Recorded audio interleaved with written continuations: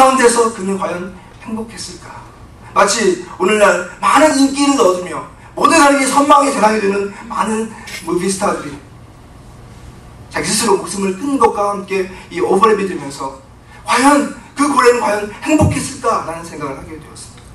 여러분 어떻습니까? 행복했을까요?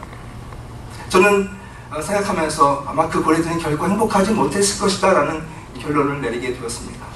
왜냐하면 원래 그 고래는 바다의 제왕이거든요. 그 고래는 아무런 그런 그 거침없이 그 넓은 바다를 수영하면서 자기가 원하는 것, 자기가 하고 싶은 것, 자기가 먹고 싶은 것을 먹으면서 그렇게 자유롭게 살아야 될 운명을 타고난 그런 고래였거든요. 그런데 언제부턴가 바다의 수만 배, 아니 수십만 분의 1밖에 안 되는 그런 조그마한 그런 수족관에 갇혀서 인간의 방식에 의해서 조련되고 사육되면서 이렇게 전혀 다른 삶을 살게 되었다고 하는 것입니다. 물론 조련사들이 자신들이 할 수 있는 최고의 환경과 최고의 먹이와 최선의 방법으로 그들을 섬겼겠지만 문제는 뭡니까? 그 최고의 환경이라고 하는 것이 고래가 원하는 방식이 아니라 인간이 원하는 방식에 의해서 제공되고 또 그렇게 사육되었다고 하는 것입니다. 저는 그것을 생각하면서 수족관의 사랑이다라고 생각을 해봤어요. 수족관의 사랑. 여러분, 우리가 상대방을 위한다고 하면서 철저히 자기중심적인 그런 사고에 의한 사랑, 내가 원하는 환경, 내가 원하는 규율, 내가 편리한 조건들을 만들어 놓고 이 안에서 사고하고 이 안에서 살아가고 이 안에서 행동하라고 우리는 상대방에게 그런 것을 강요하고 나도 모르게 그것을 제공할 때가 너무 많이 있다고 하는 것입니다. 그러면서 자신은 내가 이것을 제공하기 위해서 이렇게 많은 희생을 치렀다라고, 내가 주는 이 사랑이 가장 고상한 것이라고 스스로 규정하고 합리화할 때가 우리는 너무 많다는 거예요. 얼마 전에, 며칠 전에 저랑 같이 공부하던 한 목사님이 한국의 교수님으로 가셨다가 한 1년, 2년 만에 돌아와서 저희 집에서 같이 차를 마신 적이 있습니다.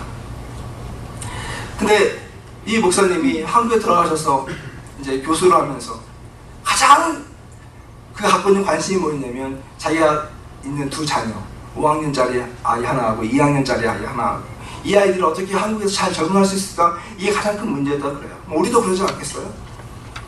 근데 참 다행히게도 이 목사님이 그 섬기고 있는 그 학교가 그 대덕 연구단지라고 연구원들이 많이 모여있는 그런 아파트촌에 살고 있었어요.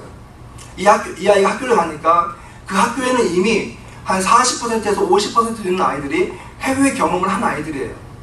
그러니까 적게는 1년에서 많게는 뭐 5년, 6년씩 경험한 아이들이니까 이 아이가 여기 살고 한국에 들어갔을 때 적응하는데 별 문제가 없었다고 하는 거예요.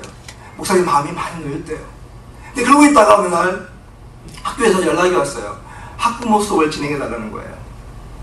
그래서 이 목사님이 그 아이들의 그 부모님들이 얼마나 훌륭한 사람들입니까? 한국에서 최고 잘 나가는 학교를 졸업하고 수자들이 모여있는 그런 연구단체의 아이들이니까 그 아이들에게 어떤 말을 해줄까? 그런 아주 그런 부푼 마음을 가지고 자기가 2시간 수업을 진행하러 그 학교에 갔다고 하는 거예요. 그런데 그 학교에 가서 강단에 딱 서는 순간 이 목사님 너무 충격을 받았다는 거예요.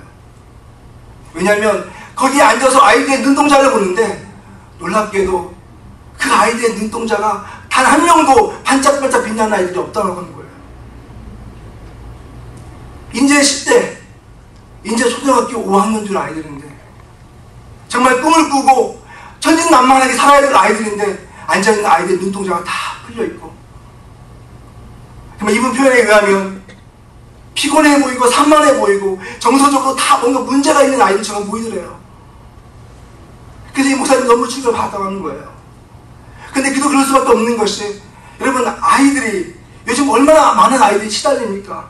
학교에 와서 아이들이 집중할 수 있는 에너지가 없다고 하는 거예요. 학교 끝나고 나면 그 다음부터 이 학원 저 학원 다니고 1레슨 받고 과외하면서 밤에 들어서 밤에 늦게 집에 들어와서 그 피곤한 몸을 익히고 잠을 자고 다음에 아침에 일어나서 학교를 가고, 이런 생활이 매일매일 반복되면서 아이들이 학교에 와서는 정작 배울 능력과 에너지가 없다고 하는 거예요. 아이들이 불행해요. 근데 누가 그 아이들을 이렇게 만들었습니까? 누가 우리 아이들을 이렇게 만들어 갑니까? 그 아이를 정말 사랑하는 그 부모님들이 이렇게 만드는 거예요. 부모는 생각하죠. 이것이 이 아이를 위한 최선의 방법이라고. 내가 쓰고 싶은 것, 내가 정말로 사고 싶은 것 사지 않으면서 이것을 모아서 이 아이에게 좋은 것을 베풀어주고, 이 아이에게 좋은 교육을 베풀어주고. 그런데 정작 그렇게 내가 희생하고 이렇게 좋은 것을 주려고 하는데, 그것을 받고 수혜받는 아이들은 그것을 감사하게 생각하지 않는 게 많은 거죠. 아이들이 불행합니다. 전 행복하지 않은 거예요. 답답해요. 숨 쉬고 싶어요. 나가고 싶어요. 자유를 누리고 싶은 겁니다. 여러분, 얼마나 많은 사람들이 이 같은 문제로 고통을 호소하고 있는지 모릅니다. 자신은 정말 최선을 다했는데 말이죠. 나는 정말 내 것을 다 희생했는데, 모든 걸 다 바쳤는데, 거기서 돌아오는 결과가 자기 마음을 알아주지 못하고, 오히려 자기를 배신하고, 자기에게 씻을 수 없는 상처를 안겨주고, 그래서 그 받은 상처 때문에 그것이 골마 썩어서 쓴뿌리가 되고, 이제 더 이상 진정한 사랑을 줄 수도 받을 수 없는 그런 마음으로 살아가고 있는 사람들이 우리 주변에 얼마나 많이 있는지 모른다고 하는 거예요.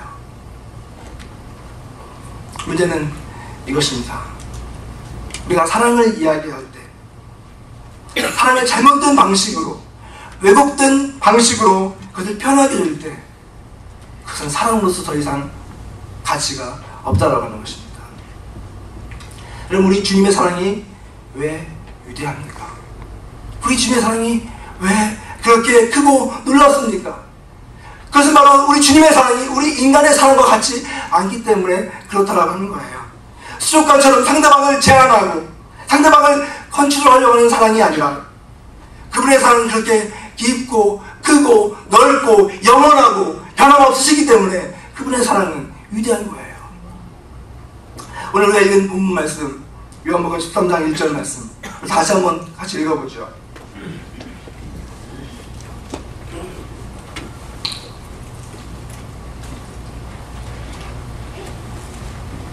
같이 한번 읽어보죠. 시작.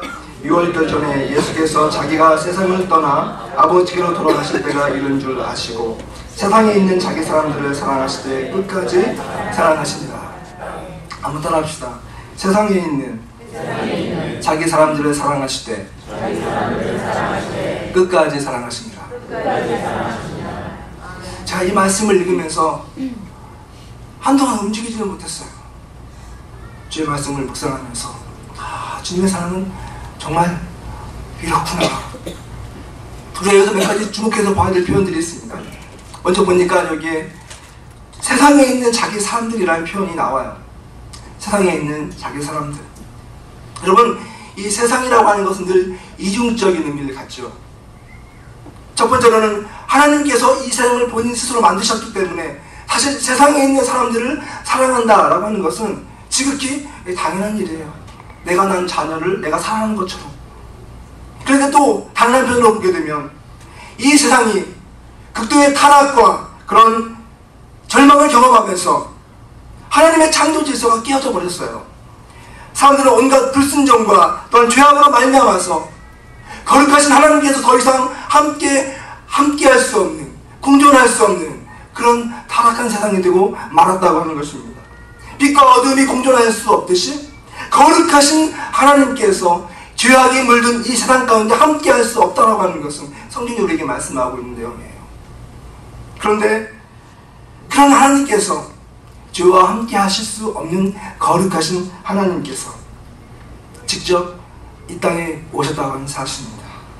인간의 몸을 입으시고 친히 인간이 되어서 우리의 삶의 현장에 그분께서 오셨다라고 말씀하십니다. 거룩하신 하나님께서 하늘 보좌를 버리시고 이 땅 낮고 낮은 땅으로 친히 인간이 되어서 주님께서 오셨다라고 하는 거예요. 왜 오셨습니까?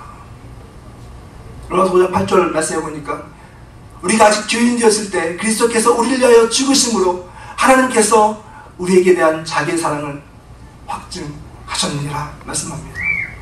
예수님께서 그 하나님의 보좌를 버리시고 이 땅에 오신 한 가지 이유를 대라간다면 그것은 다른 것이 아니에요. 그것은 하나님께서 우리를 얼마나 사랑하시는지, 그분이 우리를 사랑하시는 그 사랑이 거짓이 아니고 위선이 아니고 그것이 진정